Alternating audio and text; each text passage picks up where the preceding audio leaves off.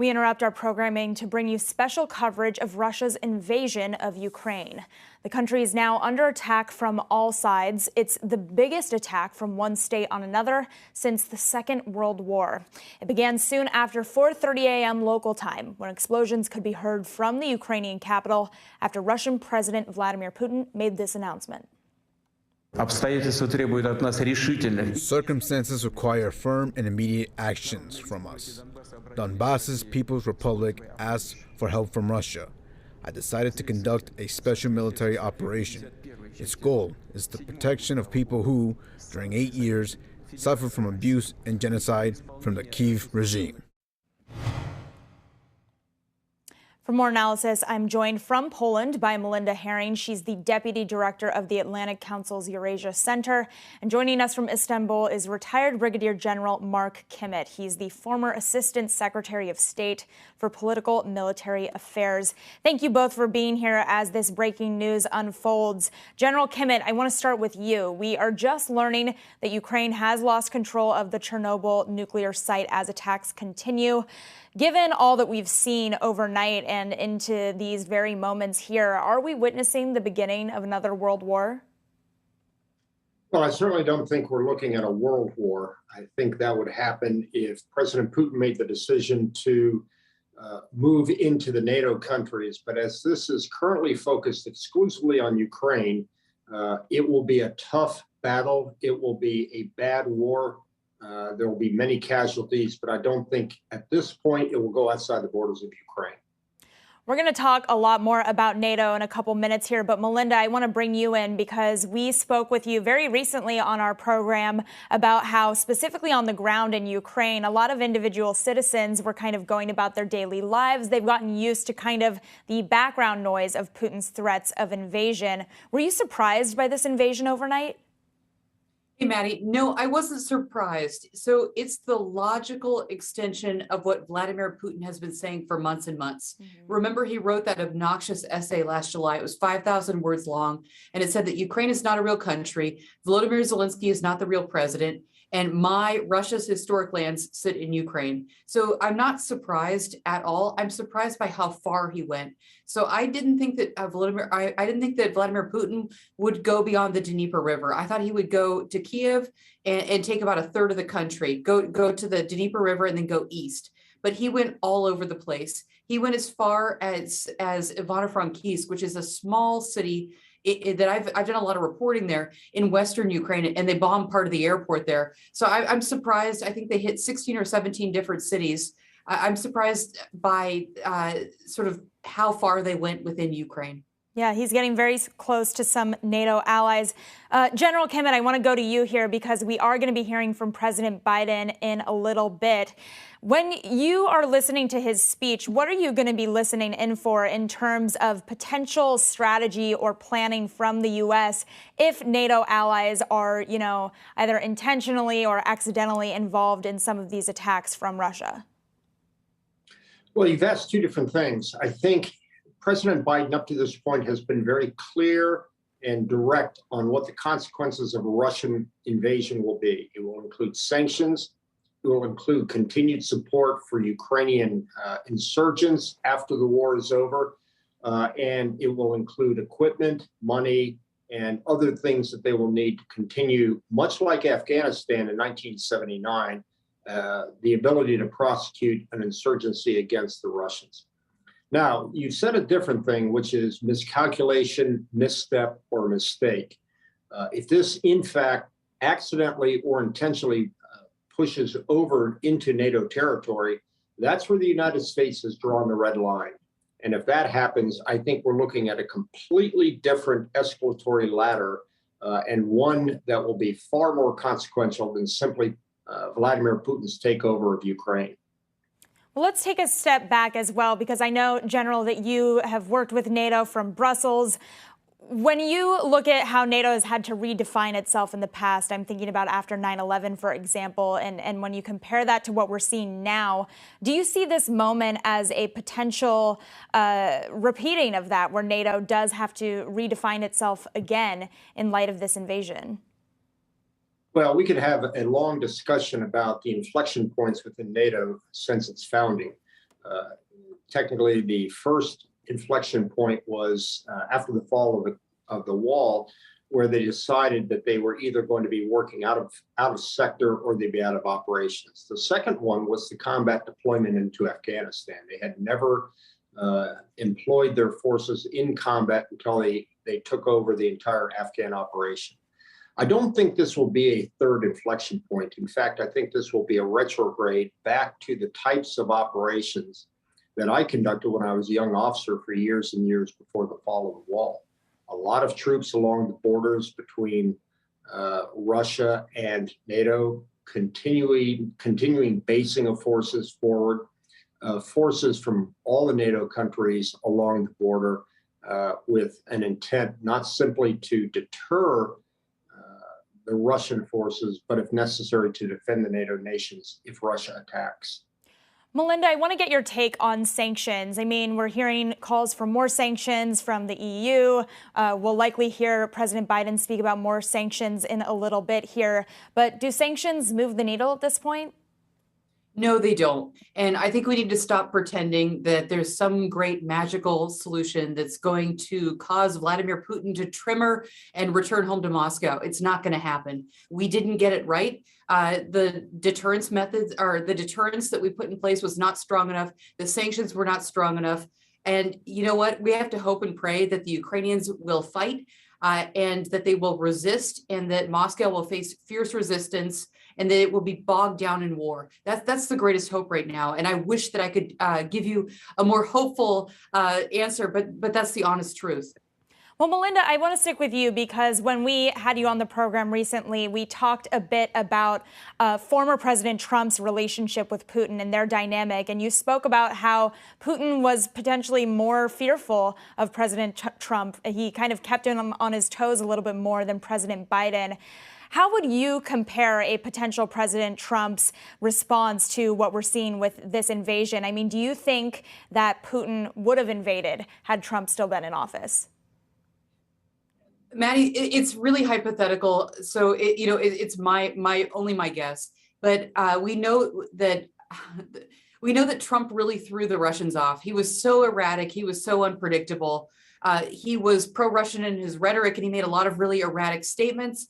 But his actual policy on Russia and Ukraine was pretty good. He had good people who stood behind him, people who work at the same think tanks I do, people who are my colleagues and who've worked this beat forever and ever. So in spite of all the obnoxious things that we read in the press, in spite of the terrible way that he dragged the U.S. ambassador into this, in spite of all of that, the policy wasn't so bad. Biden, I think he senses weakness, but I don't think it's just about Biden. I think Vladimir Putin thinks this is his moment. And that's why he went in. So he saw weakness in the United States. He saw Afghanistan. He saw that Joe Biden and his administration were focused on China, on climate change, and on COVID, and that they wanted to park the relationship. And they thought he was really annoying, and they were sick and tired of him, and they didn't have any appetite for him at all. And he also saw that Merkel was gone. So there was no real strong leader in Europe. And then he also saw Volodymyr Zelensky's he saw that Volodymyr Zelensky's polling numbers in Ukraine were also dropping. So he said, aha, this is the moment that I've been waiting for. General Kimmon, what is your take on that? Would Trump's ability to scare the Russians have made a difference in what we've seen develop over the past 24 hours? Well, I think she's exactly right that it was the unpredictability of President Trump which would have held President Putin back. The Russians like many things, but they don't like unpredictability. In fact, they're playing this attack out right from the textbooks of the Russian general staff. Exactly. But the other thing I would say is I'm not certain that President Trump would have been so hell-bent on keeping Ukraine a sovereign nation and a potential member of NATO. He probably would have called up Zelensky and say, okay, he wins, you lose. It's time to declare that you're not going to join NATO. And let's just feed the bears so we don't have anything worse like an invasion like we are seeing today. I also want to bring up what we've heard from Ursula von der Leyen, President of the European Commission, saying our measures will weaken Russia's technological position in key areas from which the elite makes most of their money. This ranges from high-tech components to cutting-edge software. General Kimmett, what do you make of the idea of those sanctions? Do you think that that will be effective, attacking, Russian chip making, for example? Well, my view is Ursula may have that position, but at the end of the day, what the Russians can't get from Europe, they will certainly get from China. Fair enough. General Kimmett, I want to stick with you. If you were to advise President Biden on sanctions, what would your recommendations be to him moving forward? That he needs to have a policy that goes beyond sanctions, because I also agree that sanctions have proven not to change national behavior. Sanctions have been unsuccessful in Cuba, North Korea, Iraq, Iran, Venezuela. So wielding sanctions, especially against a country that has the oil deposits and the foreign reserves of Russia, I think is causing a lot of chuckling in the Kremlin tonight. Melinda, I also want to get your take on what we're hearing in terms of humanitarian response. I know that you are based in Poland, where we are already seeing an influx of Ukrainians crossing the border. What is being done on the ground in order to prepare for, potentially another influx of refugees? Thanks, Maddie, for that question. So I just had dinner with a Ukrainian woman who's here from Kyiv, and she is organizing efforts right now. So things are very preliminary. We're expecting, I'd say, hundreds of thousands of Ukrainians to pour in. The estimate that I heard when I spoke to experts in Kyiv was 2 to 3 million Ukrainians may pour into the European Union. The United States uses the figure 5 million today at the UN. That seems a little high to me, but let's see how bad it gets in Ukraine. So right now, efforts are being made in Poland to get ready. So to prepare beds, to get medical supplies, to set up bank accounts, the basics right now. And we also saw that Moldova has opened its borders and is welcoming Ukrainian refugees as well. To what extent, Melinda, are everyday Ukrainians concerned right now? I mean, we've already heard reporting on the ground about folks who continued to, go to their jobs. I mean, like you've said before on this program, they're used to kind of hearing about this, but is today different for those Ukrainians on the ground hearing the sounds of these attacks? So, Maddie, it really depends on where you're living. If you watch the folks in Kharkiv, there's people who were taking shelter in the metro, many families, many children, and they're just waiting things out because of the air raids. In Lviv, there was, and this is the city in Western Ukraine, there were air raids a couple of times, but things are okay there. It really depends on where you are. So some people were commuting to work, life is normal, they were outside, they went and bought something from the kiosk, they got a package of cigarettes, and they went to work. But then we also saw a very, I think, heartbreaking footage from Kyiv, and the exit road, the road that goes from Kyiv to Lviv, the city in Western Ukraine, is chock full, and it's still chock full tonight. People are trying to get out of the city of Kyiv. The traffic was so bad that people were starting to abandon their cars. So the problem is that people don't know where to go at this point. People thought that Lviv would be safe, but like I said, there were some air raids this morning. So far, so good, I think, in Lviv. People are headed to the mountains and looking for safety. So I expect Ukrainians to take refuge in the Carpathian Mountains and Lviv in Western Ukraine, and then to go onward to the European Union if they have that visa. Or, well, they can do that already because the rules changed. Sorry. Sure. And I should mention we are looking at live images on the ground from Moscow where anti-war protesters have been arrested. General Kimmett, going to you here, Russian troops accidentally hit a Turkish ship earlier today. What position does this put Turkey in? Well, again, this is the type of miscalculation or mischief that everybody is worried about. Technically, the attack on a Turkish ship is an attack on a NATO asset, and so there needs to be some deliberation. Now, of course, NATO will not do much more than wag their finger at this, but one can only imagine if that accident between the Russians was with an American unit in Poland or Romania right now, what the consequences of that are. So I think everybody needs to take a deep breath and make sure that the situation inside of Ukraine does not extend outside of Ukraine and potentially spiral out of the control of either the Russians or NATO or the United States. And the Pentagon is now saying that Russian military forces are moving to decapitate the Ukrainian government. Melinda, what are you hearing on the ground about what that could look like? So I'm hearing some weird things. At this point, it looks like the Russians are going towards Kyiv. The last time I checked, they were very close. They want to get rid of Zelensky. And we saw this in Vladimir Putin's rhetoric this week. They called him a puppet repeatedly. They hate him. They can't stand him. I think they're frustrated. I think Putin is frustrated that he couldn't get a deal with him and that he couldn't win him over. And he thought he's a Russian speaker from Eastern Ukraine. He's like us, but he's not. It turns out that Volodymyr Zelensky is a fierce Ukrainian patriot. So they couldn't get a deal. They're frustrated, and he's held very firm. So they're trying to get rid of him, and there's names that are being floated.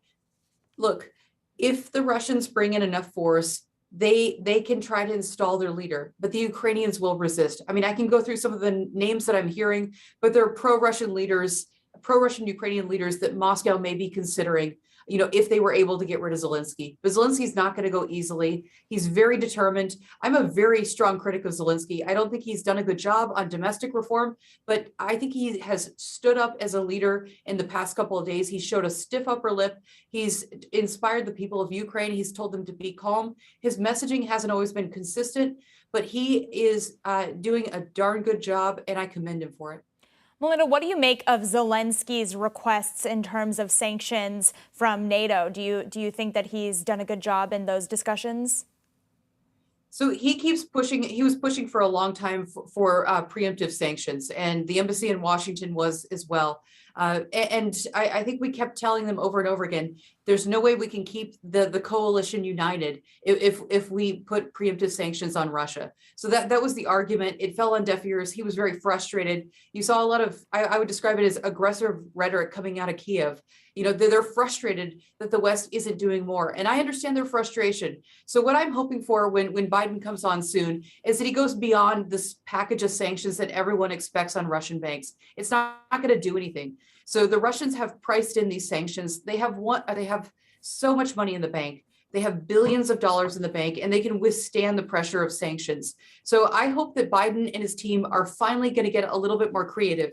So Maddie, Biden has ruled out U.S. troops on the ground, but he has not ruled out using U.S. Air Force and ships. So that's something that we could consider if we were going to make a major play and take a stand on Ukraine. And I think it's something the Biden administration should consider. We're going to pick up on that in a second, but I want to hear from Zelensky himself talking about his reaction to the invasion. Let's take a listen. Today, Russia started an invasion in Ukraine. Putin started a war with Ukraine, with the democratic world. He wants to destroy my country and our state, everything that we have built, everything we live for. Some strong words there. General Kimmett, when we think about what Melinda was just mentioning, that Biden has ruled out troops on the ground, but not, use of Air Force, use of ships. What would your advice be to Biden in terms of what his potential involvement should look like in the next, 24 hours? Yeah, I don't think that we want to be talking about taking NATO assets and confronting Russia because, again, that will just spiral the situation out of control. But it would be helpful to remember what happened in 1979 when the Russians invaded Afghanistan. It was no surprise that the United States and the Western nations armed and trained Mujahideen, which led to the greatest military catastrophe in modern Russian history. The Afghanistan led the Russians, and many would say that the Afghanistan conflict is what led to the fall of the wall years later. I think what President Biden should do and make very clear is that the Western world will continue to arm and train the Ukrainians. And President Putin needs to be very, very careful that if he continues that, that not only did Afghanistan lead to the fall of the Soviet Union, but it could very well be that a Ukrainian insurgency for years and years could lead to the end of the Russian Federation. And when we look at President Biden's handling of the situation over the past few weeks, Biden was unusually open about intelligence and predictions that we've seen have come to pass. In regards to that open strategy, General Kimmett, what grade would you give the Biden administration's handling of Putin over the past couple of weeks? Yeah, I'm not necessarily a cheerleader for this administration, but I actually think they've done an excellent job by exposing their intelligence, which has been absolutely accurate over the past few weeks about what President Putin was going to do with regards to setting up the pretext for this war. I think the fact that that has led to unity around the world, with the exception of China, is a credit to this administration, and I think that history will give them a strong A for that effort. On the other hand, by starting off the entire crisis by saying we will not put troops into Ukraine, I think that somewhat hobbled the administration, hobbled the NATO response, and in many ways emboldened President Putin. Melinda, going to you on that note, what do you think Putin's endgame is here? What is his main goal over the next couple of weeks? I want to just say the general is exactly right. There was no reason for the Biden administration to say we're not going to put American troops on the ground, even if that's your policy. There's no reason to give points away. So in a situation like this, when the West has a weak hand, you want to try to maintain some strategic ambiguity. And we didn't do that. We just said, hey, we're not coming in. Why did we do that? I understand why we did it from a domestic lens. You know, when I look at this as a political scientist, but there was no good reason to do that. So I would not give them such high marks for giving those points away unnecessarily. I think it was good, though, that they did get in front of the intelligence. We aren't surprised this time like we were in 2014 when Putin annexed Crimea and then he went into eastern Ukraine. So good points on that. But honestly, the Biden administration should have done a lot more on deterrence. They should have been sending stingers. They should have been encouraging NATO to put more troops in Eastern Europe. The sanctions package, good, but they should have done it a lot sooner. So they finally woke up to the threat of Russia. And I'm sort of scratching my head, wondering why we didn't take Vladimir Putin at his word. He said he was going to do this. He's been making these arguments for a long time that he doesn't believe Ukraine is a real nation. So I'm sort of wondering what's wrong with the West? Why do we believe his intentions are different than they actually are? It's a question for us to reflect on. And we're looking at live picture from the White House, where we are going to be hearing from President Biden shortly on the Russian invasion of Ukraine. General Kimmett, I want to get your response to Melinda's remarks there. What do you think about the U.S. strategy of sort of transparency? Do you think that it went a little too far? Well, I agree that the transparency on the intelligence was very, very helpful in terms of exposing what President Putin was up to. On the other hand, even though I think we should have done it in a more discreet and artful way, you're right that by declaring that we would not put people in Ukraine, soldiers in Ukraine, not only helped the domestic audience, which would have been screaming and yelling right now for another authority for the use of military force, but it really was the only way to keep our NATO partners together in this. So in many ways, he was painted into a corner, but I think with more ambiguity and less broadcasting, not only his intentions, but more importantly, our intentions, I think President Putin knew exactly the calculus that he was dealing with here, and he figured in that calculus, he could win that equation. General Kimmett, how do we get out of this situation? What do you see needing to happen to kind of not reverse course, but potentially shift it a bit? Oh, I think we've got to accept, and I think Melinda would agree, that in many ways, Ukraine has been lost to Russia. What we need to start thinking about is the next phase of the operation, making sure that we have a valid and strong Ukrainian resistance that will bleed the Russians until they end this conflict. And that could take months, it could take years. Look, all the polls inside Russia are very clear. They don't want war. They don't want to see body bags coming back in zinc-lined coffins into Russia. That will happen not only in this fight, but in the counterinsurgency fight, which is sure to happen. And that NATO and the United States need to be foursquare behind making sure that insurgency makes Vladimir Putin pay for this action. And Melinda, you were mentioning a potential push to oust President Zelensky. It makes me wonder about, again, Putin's endgame here. And do you think that there are any other former Soviet states at risk here? Sorry, Maddie, I meant to come back to that. So No. what is Vladimir Putin's endgame, is the big question. And we've all become Putinologists in the past couple of weeks.